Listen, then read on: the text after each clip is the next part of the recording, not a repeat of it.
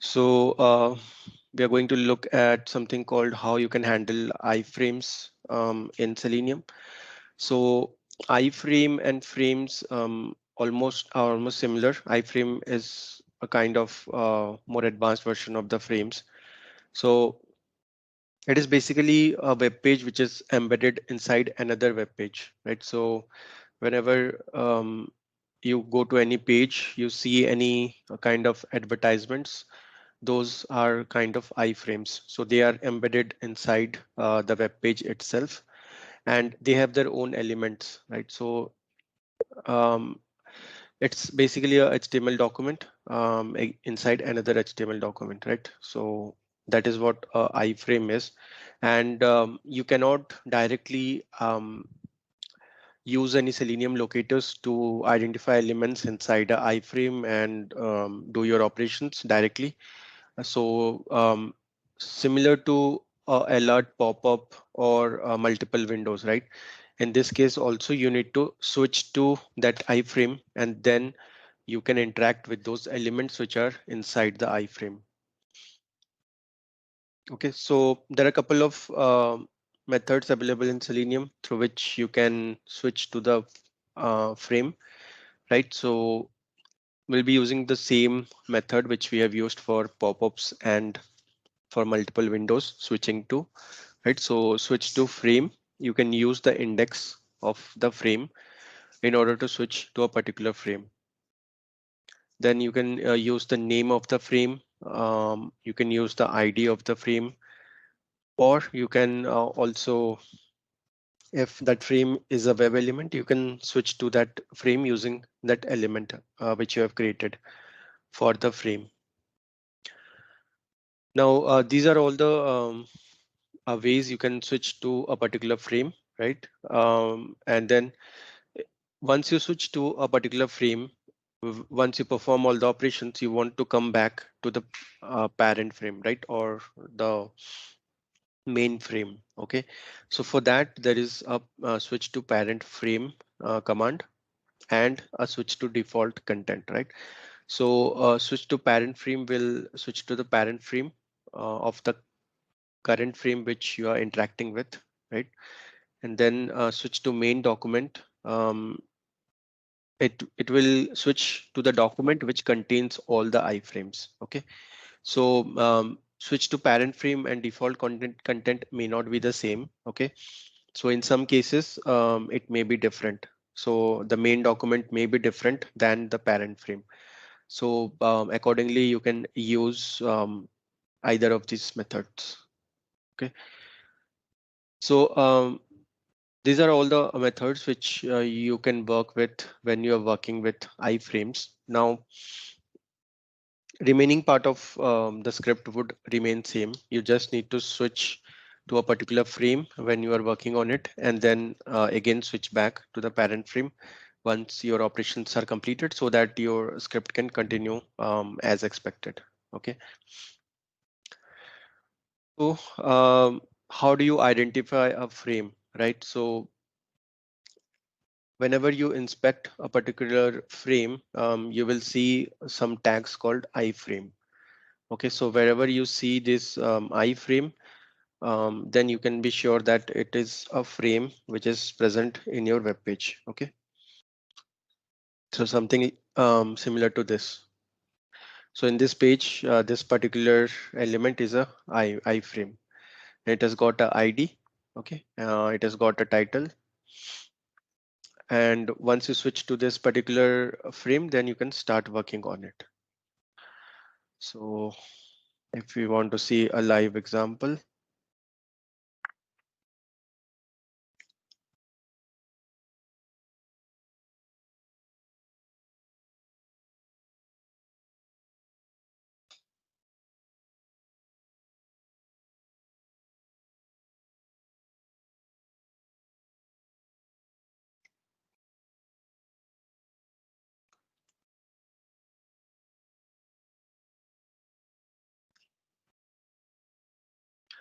okay, so this is also one of the demo websites which I'm using for this particular iframe scenario. and this has got a ID, so I can use that. So I can say driver dot switch to frame.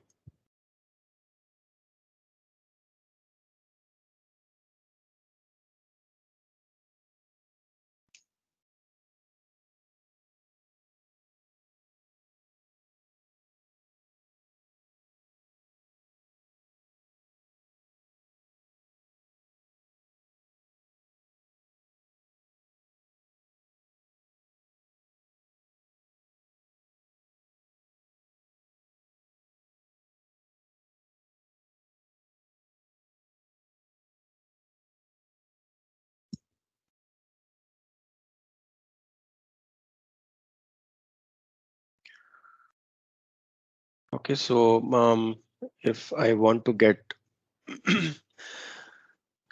the text of this particular p tag, so I can use this ID. So let me construct the XPath here.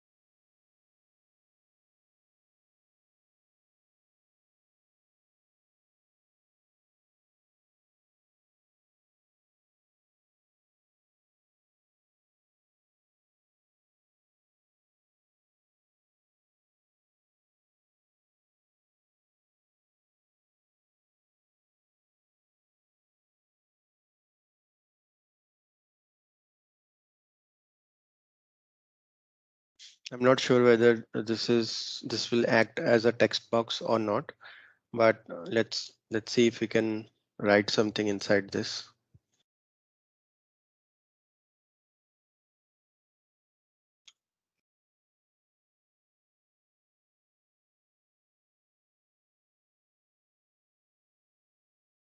Okay, so let's run this.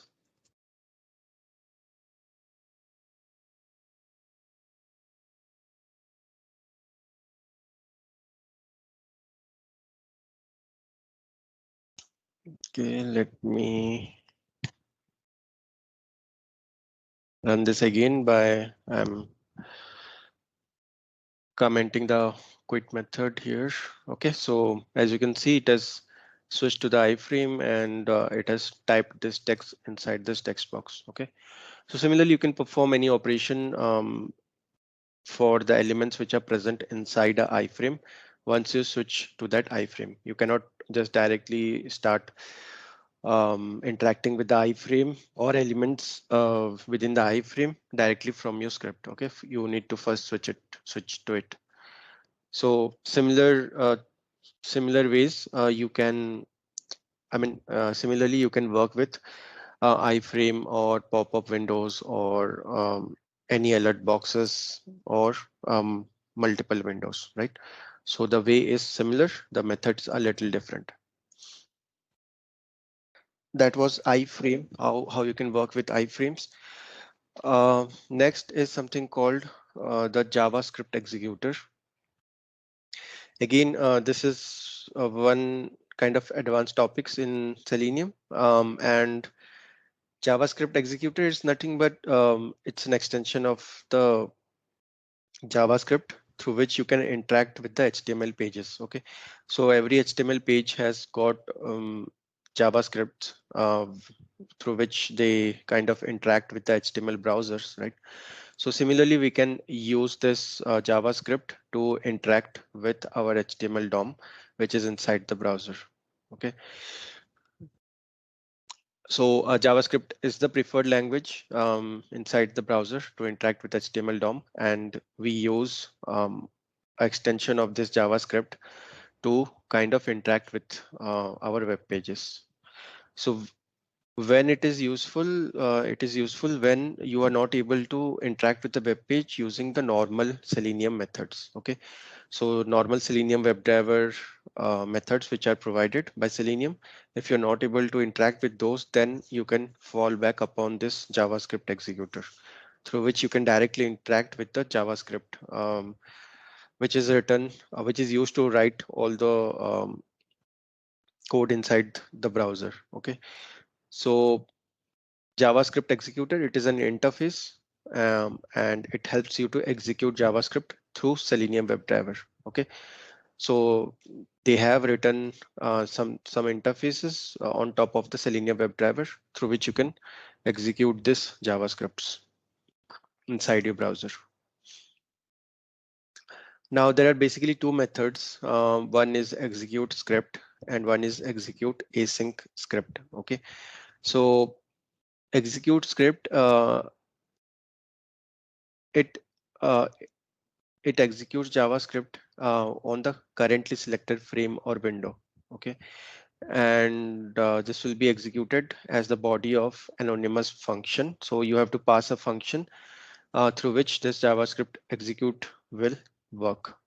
Okay, so it will execute the JavaScript through a function which you pass in your script, and then execute async script. It is again a asynchronous piece of JavaScript. Okay, it is also in the context of currently selected frame or window, but it is a asynchronous piece of JavaScript. So if you remember, we have talked about async scripts, right? So how you can put a script timeout for your asynchronous scripts, right? So similarly, here you can execute a async script, which will be present in your browsers or in your web pages, right? Now, the advantage of using async script is your page may render faster compared to a normal execute script. But when you're working with the JavaScript executor, mostly we are going to use the execute script, okay, not the execute async scripts. Whenever you are going to use JavaScript executor, you need to uh, cast it upon your WebDriver instance, okay. First create an object and then cast it on the driver instance. And then once you do that, you can use the object to call the execute script, where you can pass the script and the arguments which you want to execute. Okay. Now you can perform a number of different operations using the JavaScript executor. Almost everything you can perform on the HTML elements, but you need to know what is the script in order to execute, in order to perform that particular operation. So operations like clicking on an element or entering some text or getting the text, getting the title of the page, right? So number of different operations which you can perform using the JavaScript executor. So I can show you some of the methods which are useful when you are trying to use this JavaScript executor in Selenium.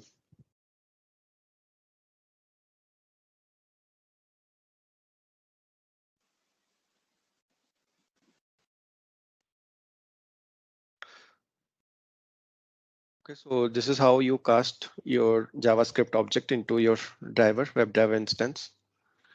And once you do that, you will see the two methods, right? So execute script and execute async script. Now, in order to click on a particular element, right? So what you can do is you can pass something like this, arguments of 0.click.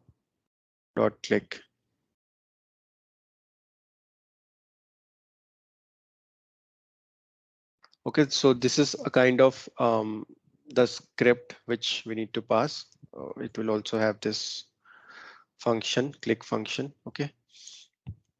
And here we need to pass the element. Okay, so if we create an element here,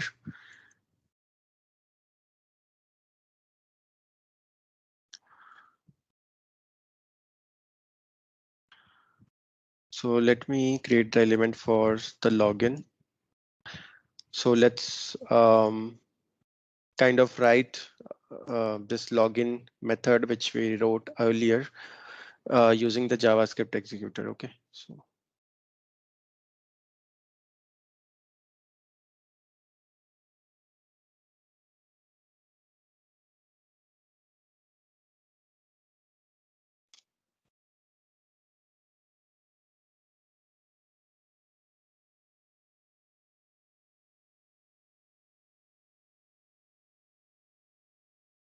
Okay, once you create that element, you can pass it here in the execute script as an argument. So this is the script and this is the argument. Okay. Similarly, let me create for username.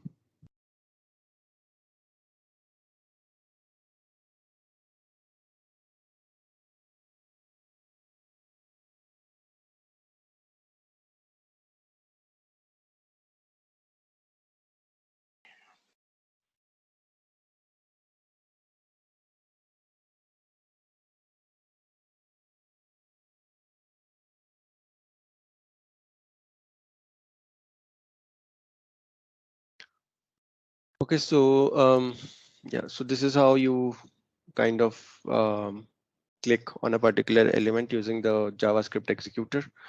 Now, some other things which you can do is you can get the title of the page using JavaScript executor.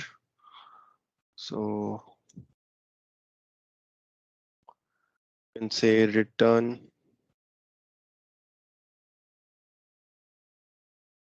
document.title.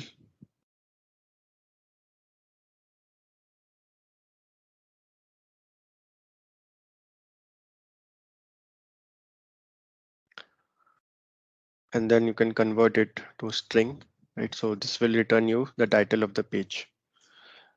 And if you want the URL,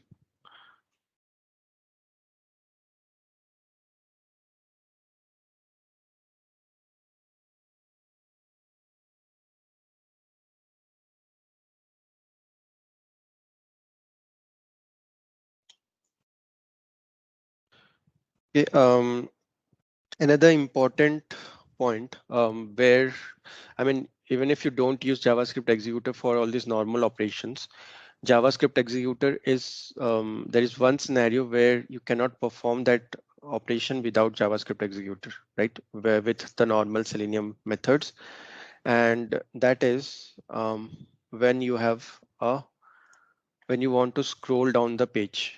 Okay, when you want to scroll down the page, this scroll up and down, that can be done with the JavaScript executor. There is no other normal Selenium method through which you can scroll down the page. Okay, so that's one place where you have to use JavaScript executor.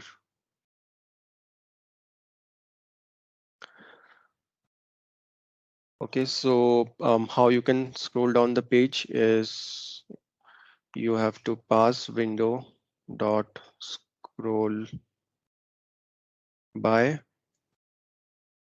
and then you need to pass the dimensions. Okay, so I want to scroll down by 600.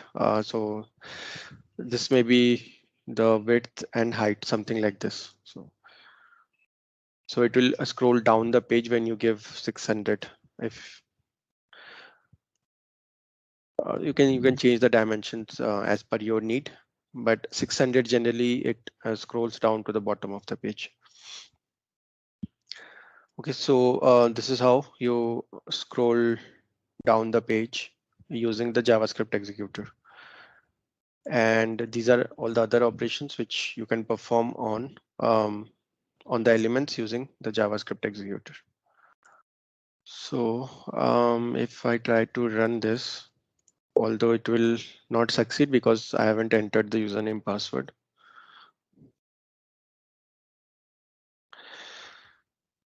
Okay, so if you notice, this scroll bar, although it is not enough, it has still, you can see it has scrolled down to the maximum, right? And then it has also clicked on login because it is saying this error username is required. Okay, so similarly, you can perform some more operations using this JavaScript executor, but you need to find out what is the script which you need to pass in your execute script. We'll move on to probably the last topic in Selenium. Okay, and this is called the headless mode of the browser. Okay, so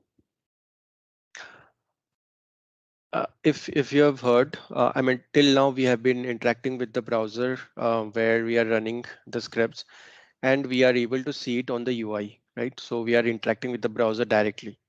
But there is also another way of interacting with the browser, which is the headless mode, which means there won't be any GUI. Okay, so we'll be interacting with the browser from the backend. So it will execute all the scripts, but you cannot see it on the screen. Okay, so there is no UI present. And earlier there used to have, I mean, there used to be number of different headless browsers, like the HTML unit driver. There was Phantom JS, which was JavaScript based. Um, there were few others, right, which we used to use when we didn't had this headless browser on the Chrome. This was released some few years back, and it is only available in some of the latest versions of Chrome. Okay, not in the older versions of Chrome. So if you want to run your scripts on a headless mode on the Chrome browser, you can use this Chrome headless browser. Okay. So as I said, headless browser is a web browser without a graphical user interface, which is a GUI. So headless browser provides automated control of a web page in an environment similar to popular web browsers. Okay, but they are executed by the command line interface or the network communication. It is not interacted directly with the GUI. So this is what the headless browser is. So if you ask me why do we use a headless browser, so there are some advantages and there are also some disadvantages of using headless browser. Okay, so the performance is much better when you run your scripts with headless browser. Okay, um, simple reason is you're not interacting with the GUI, and hence your scripts run much faster compared to a UI test. Okay, since our scripts run much faster, we also get faster response back from the browser. Okay, then it is platform independent. That means you don't need to you can run your scripts on a Linux platform where you don't need this Chrome UI, right? You can directly run your scripts even without installing Chrome on that particular platform. It allows multitasking because then you don't have to interact with the UI, right, on your machine, and hence you can still perform other operations when your scripts are running, right? It's just like a backend script, not a front end script. So in the front end or the UI script, you have to keep it open. Otherwise, um, your WebDriver won't be able to interact with your web page, right? So if you're performing any other operations, but that's not the case when you're working on headless browsers. Some of the disadvantages or limitations of headless browser. So debugging is kind of not feasible or difficult because you're not able to see anything on your screen and everything is happening on the back end. So debugging will be little difficult because you don't know where exactly your script may have failed. Although you can do it using different assertions you can put in place, right? And I think nowadays Chrome headless also allows you to take screenshots, right? But still debugging is little bit difficult when you are working with headless browsers. Obviously, the other limitation is there is no user interface, so you cannot see your scripts running. You just have to depend on your scripts to make sure that your test has passed or failed. Okay. The other limitation is your not all applications support headless mode. Okay, so some applications may break when you try to run these scripts on the headless mode because they don't support it. Okay, so they are meant to interact with the UI, not from the backend. So not all applications are feasible when you are trying to run your headless mode. But if it is feasible, then or if it is compatible, then this headless mode would be very good for you to run your scripts because it will be almost 5 times much faster than your normal UI scripts. Even we can convert this script into a headless script. We just need to change a few things here. Okay, so once we do the setup, there is something called Chrome options. We need to create an object of this. Okay, new Chrome options, and then we can use the options to add arguments, and inside this we have to just pass the headless mode. So similarly, you can add a number of different arguments into your Chrome options, right?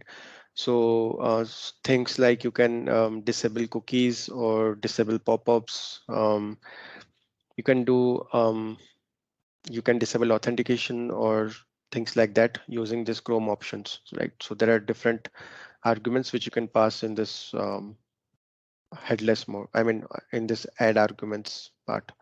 So similarly, there is a parameter called headless or an argument which you can add to the options. And then you just need to pass this options in your Chrome driver instance, which you are creating here. Okay. So once you do that, your Chrome browser should start in the headless mode. Okay, so let's see if it works.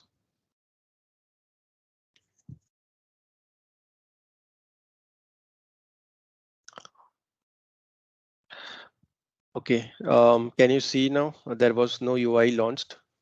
You only see the logs, right? So Chrome driver was started successfully. It performed the operation, and it even, I mean, it opened and closed the browser, but you don't know what happened. It all happens in the background. Yeah, so if I run another script like this, okay, so it will print all the validations which you have put on your console. But other than that, it will pass or fail the script based on whatever validations you have put. But other than that, you cannot see anything else on your UI. Okay.